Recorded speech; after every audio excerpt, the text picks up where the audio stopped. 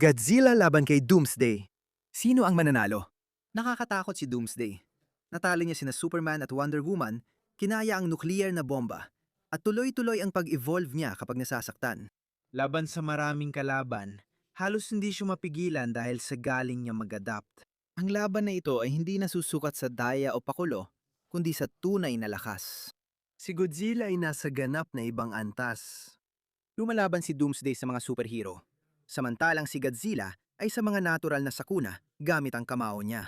Tinutukoy natin ang nilalang nakikipagbuno sa mga halimaw na tumitimbang ang 10,000 tonelada, nakakaligtas sa mga nuking kayang magwasak ng lusod nang hindi man lang natinag. Tinitiis ang mga sandatang panlaban sa kaiju at lumalaban pa rin kahit tamaan ang mga impact na kayang patagin ang buong mga kontinente. Hindi lang mataas ang tibay niya, napakatindi pa nga. Ngayon, malakas si Doomsday. Sobrang lakas ni Godzilla.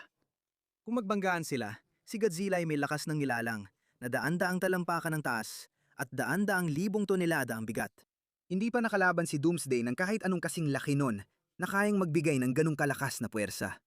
Kahit makapag-adapt siya, kailangan pa rin niya mabuhay ng matagal para magkasilbi ang adaptation. Iyan ang totoong problema para sa kanya. Pinakamabisa ang kakayahan ni Doomsday kapag unti-unting tumitindi ang laban. Natatanggap niya ang pinsala, nag-e-evolve, at bumabalik na mas malakas. Hindi unti-unting tumitindi si Godzilla. Simula pa lang, kalamidad na agad at doon siya nananatili.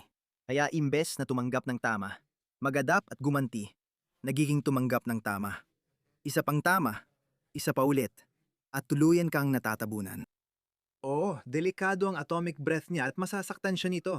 Pero ang problema, lahat ng ginagawa ni Godzilla ay tumatama sa antas na hindi pa nagkakaroon ng sapat na panahon si Doomsday para makaangkop noon.